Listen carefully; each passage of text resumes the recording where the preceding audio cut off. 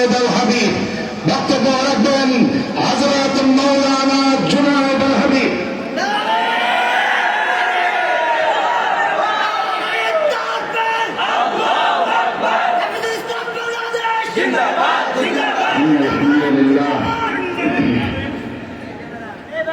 نحمده ونصلي على رسوله الكريم أما بعد হেফাজত ইসলাম বাংলাদেশ কর্তৃক আয়োজিত আজকের এই জাতীয় সেমিনারের সম্মানিত শ্রদ্ধাভাজন সভাপতি, মঞ্চে উপবিষ্ট হেফাজত ইসলাম বাংলাদেশের কেন্দ্রীয় নেতৃবৃন্দ, জাতীয় নেতৃবৃন্দ, সমবেত সাথী বন্ধুগণ, আজকে 5ই মে 2013 সালের সেই 5ই মের কথাই জাতি কারবালার ইতিহাসকে যেইভাবে স্মরণে রেখেছেন, বদর উহুদ খন্দককে যেইভাবে জাতি ভুলে যায় নাই, গোটা বিশ্বের মুসলমানদের ইমানি কোন আন্দোলনকে জন্ম করে ভুলে যায় নাই, বাংলাদেশের সর্বস্তরের মানুষ 71-এর মুক্তিযুদ্ধকে যেইভাবে ভুলে যায় নাই, 25 মার্চের কালো রাত্রিকে যেইভাবে ভুলে যায় নাই, ঠিক সেইভাবেই এই জাতি কিয়ামত পর্যন্ত শাপলা চত্বরের গণহত্যাকে স্মরণ রাখবে। আজকে যারা শাপলা চত্বরকে নিয়ে মিথ্যাচার করে, তাদেরকে পরিষ্কার ভাষায় বলে দিতে চাই, শাপলা চত্বরে গণহত্যা হয়েছিল রাতে অন্ধকারে বিদ্যুতের লাইন কেটে দিয়ে পাখির মতো গুলি করে শত শত ইসলামপন্থী তৌহিদি জনতাকে তাহাজ্জুদরত, মুনাজাতরত, জিকিররত অবস্থায় যারা গণহত্যা করেছে, কিয়ামত পর্যন্ত জাতি যেমন তাদেরকে বলবে না, একদিন এই মাটিতে তাদের বিচার হবে।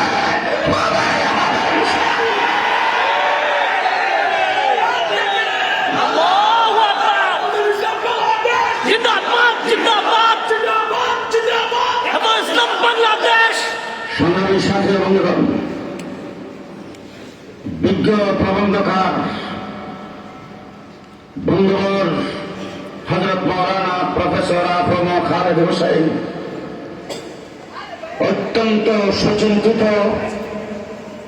একটি প্রবন্ধ আজকে এই সেমিনারে উপহার দিয়েছেন।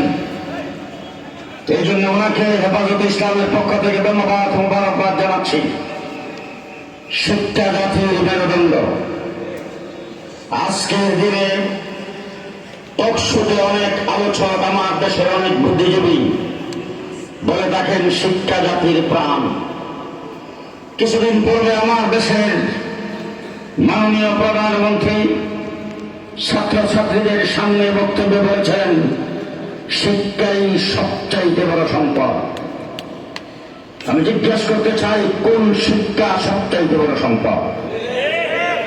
গত রমজান মাসে ঢাকা ইউনিভার্সিটিতে যেইভাবে রং তামাশা হয়েছে, সাংবাদিকদের প্রশ্ন দেওয়া বলেছেন রোজা রেখেছেন, তারপরও এটাকে রোজা ভঙ্গের কোনো কারণ মনে করেন না, রোজার কোনো ক্ষতি হবে না। যেইভাবে অন্য তামাশা আমরা রেখেছি, এখন মুসলমান দলের কথা কোন সভ্য জাতি সেটাকে সমর্থন করতে পারে না। আজকে ধর্মীয় শিক্ষা না থাকার কারণে দেশ যারা পরিচালনা করেন, তাদের কেউ কেউ যখন বক্তৃতায় দাঁড়ায়, বক্তৃতায় বলে ঈদুল আজহার জানাজার নামাজ। আজকে আমরা দেখেছি ধর্মীয় শিক্ষার সামান্যতম না থাকার কারণে আমার কওমি মাদ্রাসা যখন স্বীকৃতি দিয়েছেন, সমাজের স্বীকৃতি আলোচনা যে সংসদ হয়েছে, স্পিকার থেকে শুরু করে মন্ত্রী, মিনিস্টার এবং কোন সংসদ সদস্য আমাদের নাম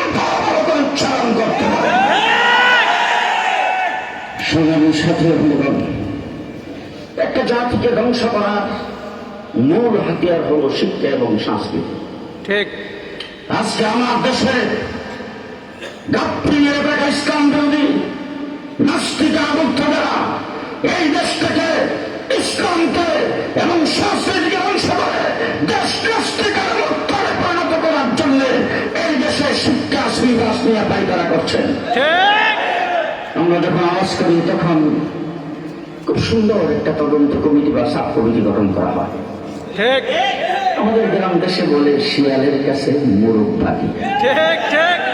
কাদেরকে দিয়ে সেই সাব কমিটি গঠন করা হয়? যারা সেই পায়খানাগুলি করছেন। ঠিক। শরীফ থেকে শরীফার গল্পের জন্য সাব কমিটি গঠন করা হয়েছে। শুনতে পেরেছি, রিপোর্ট দিয়েছেন এটা ইসলামের সাথে সাংঘর্ষিক, তার মধ্যে কিছুই নাই।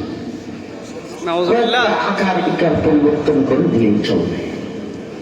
পরিষ্কার ভাষায় বলতে চাই, ৯২% মুসলমানের দেশে মুসলমানদের ট্যাক্সের পয়সায় পরিচালিত স্কুল কলেজ ইউনিভার্সিটিতে মুসলমানের সন্তান পড়বে, উজুর ফরজ জানবে না, গোসলের ফরজ জানবে না, হালাল হারাম জানবে না, তা হতে পারে না।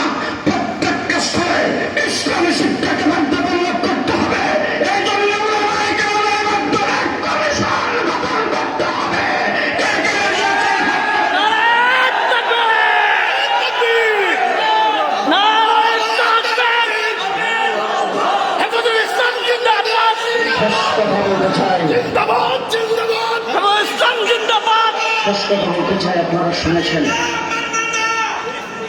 আপনারা শুনেছেন এবং আপনারা বুঝতে পেরেছেন, এই নিয়ে আলোচনা করেছেন কোন দেশে বাস করে। এতদিন শুনতাম ভারতে বিভিন্ন জায়গায় মুসলমানদের উপর নির্যাতন হয়। ফরিদপুরের মধুখালীতে হেফজখানার 2 জন তরুণ ছাত্রকে হিন্দুরা পিটায় হত্যা করেছে। আজ পর্যন্ত সেটা কোন প্রকারের কারা হত্যা করেছেন, কেন হত্যা করেছেন সেই ডকুমেন্টস এখনো তৈরি হয় নাই।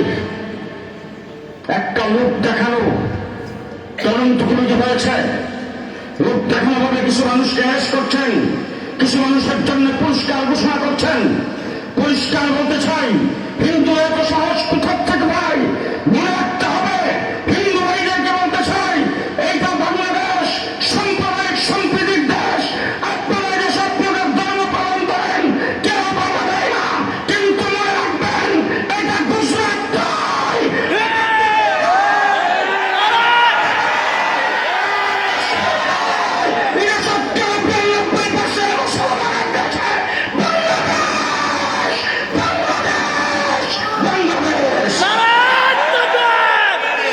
সাধু সাবধান, সাধু সাবধান।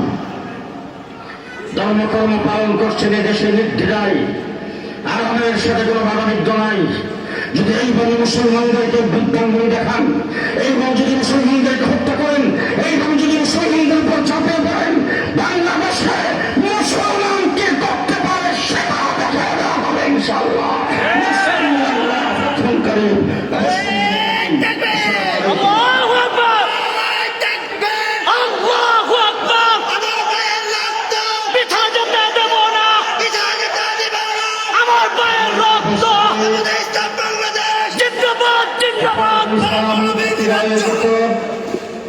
আজকের এই জাতীয়